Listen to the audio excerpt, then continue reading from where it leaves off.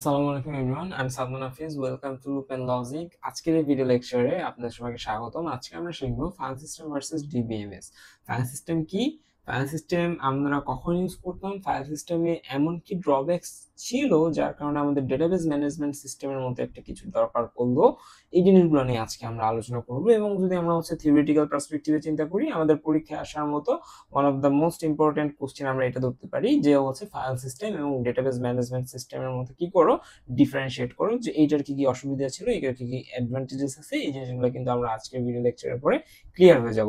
Okay fine. So প্রথমে আমাদের জানতে হবে ফাইল সিস্টেম কি। আচ্ছা, একবারে শুরুর দিকে যখন আমাদের ডেটাবেস ম্যানেজমেন্ট সিস্টেম বা এই ধরনের কিছু ছিল না, বা কমপ্লেক্স কোনো কিছু নিয়ে আমরা কাজ করতাম না, মানুষরা কাজ করতো না, তখন কিন্তু আমাদের ফাইল সিস্টেমের উপরে আমরা ডিপেন্ডেন্ট ছিলাম। বাট আস্তে আস্তে যখন আমরা কি ডেটা নিয়ে বেশি কাজ করা শুরু করলাম, তখন আমাদের বেশ কিছু সমস্যা অ্যারাইজ হলো। যে সমস্যাগুলোর সলিউশন হিসেবে আমাদের কি আসলো, ডেটাবেস ম্যানেজমেন্ট সিস্টেম আসলো।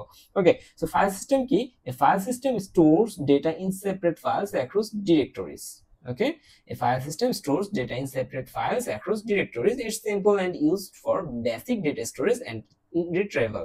বিষয়টা হচ্ছে এরকম যে আপনি ধরে নেন আপনার কাছে আপনি ধরে নেন একটা ইউনিভার্সিটির টিচার, আপনার কাছে একটা শীট আছে, যে শীটের ভিতরে আপনার ক্লাসে এনরোল করা 50 জন স্টুডেন্টের ডেটা আছে, তাদের ইমেল অ্যাড্রেস, তাদের ডেট অফ বার্থ থেকে শুরু করে ইন ডিটেলস সবকিছু আছে। তো এটা একটা ফাইল। সো আপনার এখন ধরে নেন আপনি একজন টিচার, প্রথমে বলেছি সরি। সো ধরে নেন আপনি এখন ওই স্টুডেন্টগুলোর মার্ক ইনপুট করবেন। সো মার্ক ইনপুট করার জন্য আপনার কি দরকার, স্টুডেন্টের আইডি গুলো দরকার। সো আপনি কি করলেন, ওই যে আপনার কাছে যে প্রথম যে ফাইলটা ছিল, ওই ফাইলটা থেকে নতুন একটা ফাইল তৈরি করলেন, যে ফাইলে ওই প্রিভিয়াস ফাইলের যে স্টুডেন্টের কলামটা ছিল, ওই কলামটাকে নিয়ে এসে এই নতুন ফাইলে বসাই দিলেন, পেস্ট করে দিলেন। ঠিক আছে, সেইটা হচ্ছে ফাইল সিস্টেম। তো ফাইল সিস্টেমে আমাদের কি কি ড্রব্যাকস আছে, জাস্ট এই যে এক্সাম্পলটা যেটা বললাম, এইটার থ্রুতে এখন আপনারা বুঝতে পারবেন। তাহলে তারপর আমরা ডিবিএমএস এগুলো কিভাবে সলিউশন হয় সেগুলো দেখবো। সো আপাতত এতটুকু আপনারা মনে রাখেন, ডেটাবেজের এটা এখন পড়া লাগবে না, এটা জাস্ট আমি দেওয়া লাগে তাই দিয়ে রাখছি। সো এখানে আমরা একটু ইয়ে করে দেখি, যে যেমন ডেটা অ্যাক্সেস। ঠিক আছে, সো ডেটা অ্যাক্সেসে এখানে আমাদের ফাইল সিস্টেমের ড্রব্যাকস আছে, কিন্তু ডিবিএমএস এ আমরা এটা কি কি করি, ওভারকাম করে ফেলি। সো ফাইল ডেটা অ্যাক্সেসের ক্ষেত্রে আমরা যদি ফাইল সিস্টেমে ডেটা অ্যাক্সেস করতে যাই, সেটা অবশ্যই অনেক স্লোয়ার অ্যান্ড লেস এফিশিয়েন্ট হয় due to lack of structure and indexing. বিষয়টা আপনি ধরে নেন একটা এই যে এখানে দেখেন, আমি কিন্তু এখানে ডকএক্স কে একটা কি ধরছিলাম, একটা ফাইল সিস্টেম ধরছিলাম। তো আপনি কি করছেন, আপনি স্টুডেন্টের মার্কের জন্য একটা ডকএক্স ফাইল ইউজ করছেন। ফাইল ইউজ করার পরে আপনি কি করলেন, ওই ফাইলটা থেকে আপনি যদি জানতে চান যে 3.5 সিজিপিএ 3.5 কারা পাইছে, সেই ধরনের স্টুডেন্টের নাম বা এই ধরনের তাদের আইডি গুলো আপনি দেখতে চাচ্ছেন, সেই ক্ষেত্রে আপনি ওই ডেটাগুলোকে অ্যাক্সেস করতে পারবেন না, কারণ ডকএক্স বা এই ধরনের ফাইল সিস্টেম গুলো আপনাকে কি দেয় না, আপনার ডেটা অ্যাক্সেসের ওই স্বাধীনতাটা দেয় না। বাট ওই জিনিসটা আপনার ডেটাবেস ম্যানেজমেন্ট সিস্টেমে ইজিলি করতে পারবেন। কিভাবে? জাস্ট আপনার কাছে কি আছে, আপনি কি করবেন, সেখানে একটা কোয়েরি করবেন। সেই কোয়েরি অনুযায়ী আপনি যদি জানতে চান যে আমার এই ডেটাবেসে বা আমার এইখানে 3.5 প্লাস বা 3.5 এর উপরে যারা আছে সেসব স্টুডেন্টের আইডি আমি দেখতে চাই, আপনাকে ইজিলি দেখিয়ে দিবে।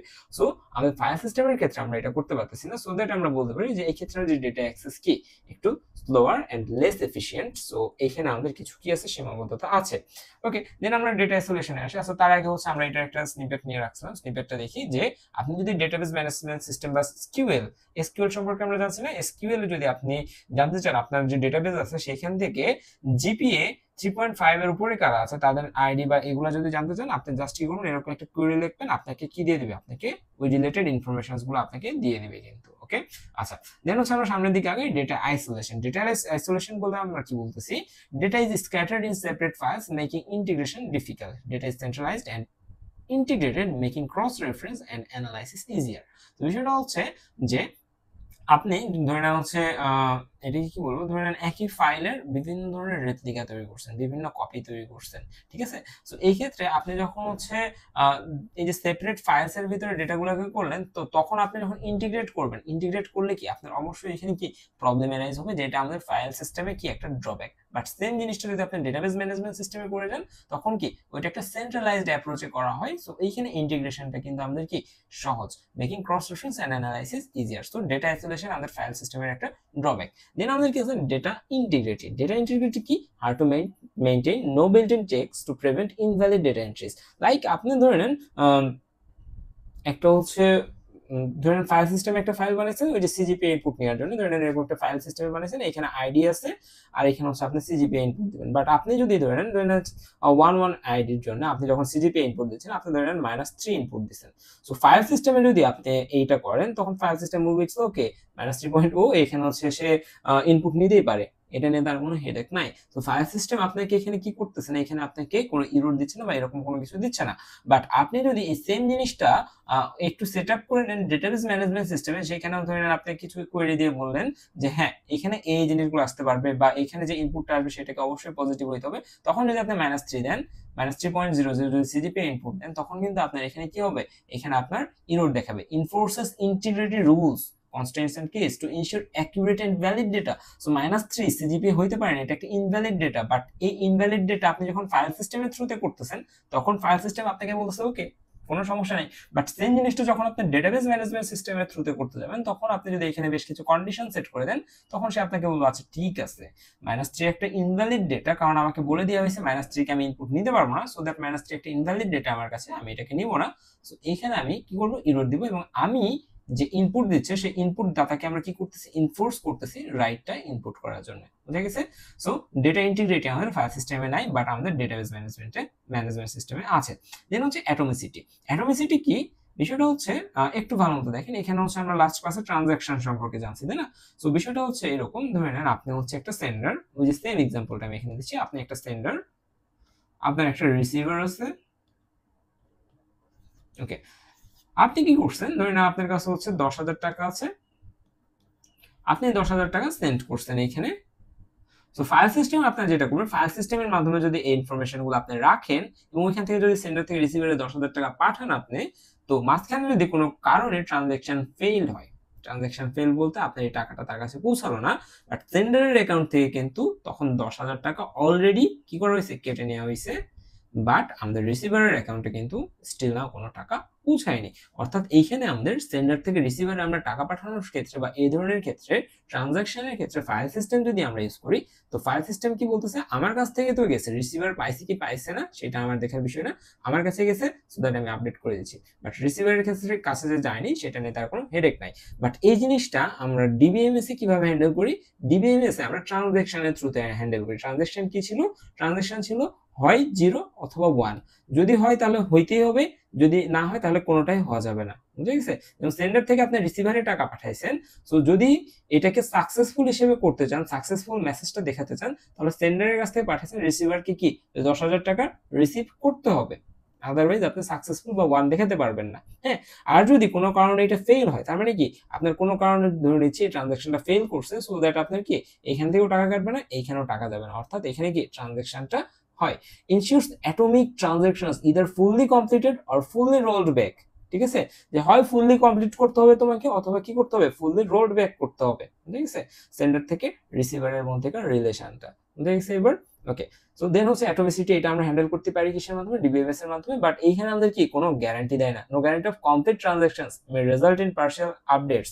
সো এই যে পার্শিয়াল আপডেটস কিন্তু আমরা দেখলাম যে এখান থেকে টাকা গেছে বাট এখানে টাকা পায় নাই, বাট ফাইল সিস্টেমে সেখানে আপডেট করে দিছে, এখানে আপডেট করেনি, বুঝা গেছে? সো এই হচ্ছে বিষয়। দেন হচ্ছে কনকারেন্ট অ্যাক্সেস। কনকারেন্ট অ্যাক্সেস দ্বারা আমরা কি বোঝাচ্ছি, বিষয়টা হচ্ছে যে এরকম ভাবে চিন্তা করেন যে আপনার ধরেন আপনার ফ্রেন্ডের সাথে আপনি একটা গুগল শিট শেয়ার করছেন, ঠিক আছে, আপনি কি করছেন, আপনার ফ্রেন্ডের সাথে একটা গুগল শিট শেয়ার করছেন এবং আপনি ধরে নেন 3 জনের একটা গ্রুপ আছে আপনাদের, ওই 3 জনের গ্রুপে আপনি বলে দিয়েছেন এইটা একটা সেল, এই সেলে একটা ডেটা আছে, ধরে নেন এই সেলে 10,000 আছে, ঠিক আছে, 1,000 আছে, ধরেন 3 জনের একটা গ্রুপে আপনি মেসেজ দিচ্ছেন, এটা এই সেল নাম্বারটা ধরে নেন 999 নাম্বার সেল, আপনি এই 3 জনের যে মেসেঞ্জার গ্রুপ আছে এখানে মেসেজ দিচ্ছেন 999 নাম্বার সেলে একটা এডিট করো, এডিটটা কি, এটা 1,000 থেকে এটাকে 2,000 করে দাও। সো আপনার ফ্রেন্ড কি, একটা ফ্রেন্ড কি করছে, এখানে 2,000 করে দিছে, আর একটা ফ্রেন্ড একটু ফাইজলামি করে এখানে 3,000 করে দিছে, ঠিক আছে, একটা ফ্রেন্ড কি করছে, সে এখানে 2,000 করে দিছে, আর একটা ফ্রেন্ড এখানে 3,000 করে দিছে। হ্যাঁ, সো এই ক্ষেত্রে আমাদের কি হচ্ছে, দুইটা একই সাথে অ্যাক্সেস পাচ্ছে, কনকারেন্ট অ্যাক্সেস, বাট এইখানে আমাদের একটা অ্যাম্বিগুইটি তৈরি হয়ে যাচ্ছে যে সে মেশিন বা সিস্টেম এটাকে কি দেখাবে, বুঝা গেছে? এখানে আরেকটা আমরা এই যে এক্সাম্পল নেই, ধরে নেন, আচ্ছা ধরে নেন আপনার বাবার কাছে 1,000 টাকা আছে, ঠিক আছে, তো আপনার বাবার হচ্ছে 2 সন্তান, একটা হচ্ছে আপনি আর একটা হচ্ছে আপনার ভাই, ফাইন, কোনো সমস্যা নেই। সো তার কাছে 1000 টাকা আছে এবং সে বলে গেছে দুজনকেই খরচ করতে, কোনো সমস্যা নেই। সো খরচ করে এখানে একটা হিসাব খাতা আছে, এই হিসাব খাতাতে লিখে রাখতে। সো আপনার বাবার যে 1 নম্বর সন্তান আছে সে কি করলো, এই 1000 টাকা থেকে 2000 টাকা খরচ করলো, 200 টাকা খরচ করলো, 200 টাকা খরচ করে এখানে লিখে রাখলো হচ্ছে 800। এট দ্য সেম টাইম সেও কিন্তু এখানে 1000 দেখছে, এটা আপডেট যখন করতেছিল এট দ্য সেম টাইম এও যখন দেখছে এখানে 1000 আছে, এও দেখছে কি 2 নম্বর সন্তানও দেখছে এখানে 1000 আছে। তো তাদের মধ্যে প্রতিযোগিতা চলতেছে। 2 নম্বর সন্তান কি মনে করছে, মনে মনে সেই কি করছে যে সে হচ্ছে 1000 টাকা থেকে 300 টাকা নেবে এবং লিখে রাখবে হচ্ছে 700। বিষয়টা একটু ভালো মতো বুঝেন যে আপনার বাবা হচ্ছে বলে গেছে কি তার কাছে 1000 টাকা আছে, তো আপনি হচ্ছে প্রথম সন্তান ধরে নেন আর আপনার ভাই হচ্ছে দ্বিতীয় সন্তান। আপনি কি করছেন, এই 1000 টাকা দেখে আপনি এখান থেকে 200 টাকা লিখে আপডেটেড টাকা লিখছেন কি 800 টাকা, ঠিক আছে, আপডেটেড টাকা লিখছেন 800, কোনো সমস্যা নেই। বাট এই 800টা এখানে যতক্ষণে না আপডেট হচ্ছে তার আগেই আপনার যে ভাই আছে সে চিন্তা করছে এখানে স্টিল না 1000 টাকা আছে, এটা কিন্তু এখানে এখনো 800 আপডেট হয়নি। তো স্টিল না সে মনে করছে কি এখানে 1000 টাকা আছে, সে কি করছে এখানে 300 টাকা নিয়ে নিছে, নিয়ে সে এখানে 700 আপডেট করতে গেছে। তো এইটাও কি, এটা হচ্ছে আমাদের কি এখানে একটা concurrent access এর একটা problem. manages concurrent access through lacking and transaction control ensuring consistency। এটা আমরা কন্ট্রোল করতে পারি, বাট আমরা এখানে কি, আমরা এখানে ফাইল সিস্টেমে কোনোভাবে এটাকে কন্ট্রোল করতে পারি না। দেন আমাদের আসা হচ্ছে সিকিউরিটি। সিকিউরিটি কি, লিমিটেড ফাইল লেভেল সিকিউরিটি, এগুলো আমরা কিন্তু বুঝতে পারবো যে হচ্ছে আপনার ডকএক্সে যাওয়ার জন্য আপনি কিন্তু আহামরি কোনো হচ্ছে সিকিউরিটি লেভেল পাস করতে হয় না। সো আমাদের কি ফাইল সিস্টেমে আমাদের সিকিউরিটিটা কম, বাট আমাদের ডেটাবেস ম্যানেজমেন্ট সিস্টেমে আমাদের ইউজার লেভেল অ্যাক্সেস কন্ট্রোল আছে, অথেন্টিকেশনের ওয়ে আছে, এন্ড ডেটা লেভেল সিকিউরিটিও এখানে ইমপ্লিমেন্ট করা যায়। দেন হচ্ছে আমাদের রিডান্ডেন্সি এন্ড কনসিস্টেন্সি। রিডান্ডেন্সি কি, রিডান্ডেন্সি হচ্ছে যে কি, রিডান্ডেন্সি মানে হচ্ছে দ্বৈত রূপ, মানে হচ্ছে এক কথায় একই জিনিসের মাল্টিপল রেপ্লিকা, ঠিক আছে।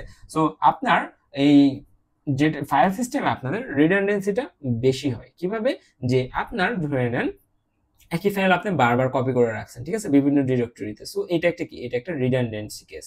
ওকে, দেন হচ্ছে ইনকনসিস্টেন্ট আপডেটস অ্যাক্রস ফাইলস। বিষয়টা হচ্ছে একটু ভালো মতো চিন্তা করেন, এটা ধরে নেন আপনি কি বলছিলাম আমি প্রথমে, যে আপনার ইউনিভার্সিটির টিচার তার কাছে সকল ইনফরমেশন আছে, ধরে নেন এখানে অনেকগুলো কলাম সম্বলিত একটা ইনফরমেশন আছে, এখানে কি অনেকগুলো আইডি আছে, ঠিক আছে, এখানে অনেকগুলো আইডি আছে।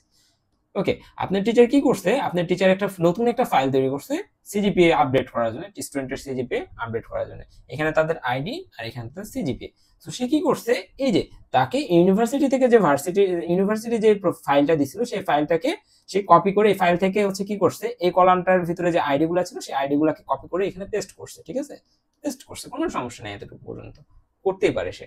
ওকে, বাট একটা সার্টেন টাইম পরে দেখা গেছে যে এই যে স্টুডেন্ট আছে এই স্টুডেন্টের আইডিটাতে কিছু চেঞ্জ আসছে, এই স্টুডেন্টের আইডি ধরে নেন এখানে কি আসছে, ভুল আসছিল, সে এখানে চেঞ্জ করে নিছে। সো এই যে চেঞ্জ করে নিছে, সো আপনি তো এই ফাইলটাতে চেঞ্জ করলেন আপনি, বাট এই ফাইলটাতে কি আপনার অটোমেটিক চেঞ্জ হবে আপনি যদি এখানে ইন্টারভেন্ট না করেন, যদি আপনি নরমালি এখানে যদি হচ্ছে চেঞ্জ না করেন, এটাতে কি চেঞ্জ হওয়ার কোনো চান্স হচ্ছে না। আপনি যদি ফাইল সিস্টেমে করেন তাহলে এইখানে চেঞ্জ করলে আপনার এখানে চেঞ্জ হবে না। সো এটা কি, এটা হচ্ছে একটা ইনকনসিস্টেন্সি দেখা যাচ্ছে, রাইট। সো ডেটাবেস ম্যানেজমেন্ট সিস্টেমে যেটা হয়, ডেটাবেস ম্যানেজমেন্ট সিস্টেমের মাধ্যমে যদি এটাকে আপনি চিন্তা করেন, তখন আপনি জাস্ট এইটাকে যদি আপনি চেঞ্জ করে দেন, অটোমেটিক কিন্তু এই জিনিসগুলো বা এই যে এইখান থেকে যেটাকে কপি করছেন বা নতুন যে টেবিলটা তৈরি করছেন এখানে কিন্তু এটা আপডেট হয়ে যাচ্ছে। সো এটা কিন্তু বুঝতে হবে। ওকে, সো আমাদের এখানে রিডান্ডেন্সি এন্ড কনসিস্টেন্সি ইস্যু আছে, যেটা আমাদের ডিবিএমএস এর মাধ্যমে আমরা কি করে হ্যান্ডেল করি। আপনার নর্মাল তথাকথিত ফাইল সিস্টেমে আপনার ব্যাকআপ এন্ড রিকভারি অপশন নেই, বাট ডিবিএমএস এ আছে ডেটা রিলেশনশিপস।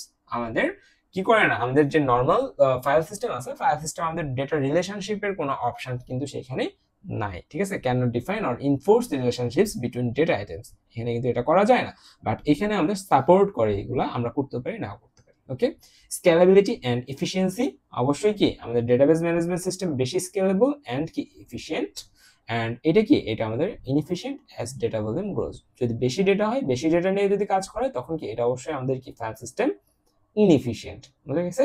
সো এই হচ্ছে আমাদের ফাইল সিস্টেম ভার্সেস ডিবিএমএস এর কথোপকথন। দেন হচ্ছে আমরা এখানে একটা চ্যাটজিপিটির রেসপন্স রাখছি, advantages of database management system. এই ফাইলটা আমি আপনাদের দিয়ে দিব, এতক্ষণ যদি বুঝতে পারেন তাহলে এই জিনিসটা আপনারা ইজিলি অ্যাডপ্ট করে ফেলতে পারবেন। তো আজকে এতটুকুই, দেখা হচ্ছে পরবর্তী ক্লাসে। আল্লাহ হাফেজ।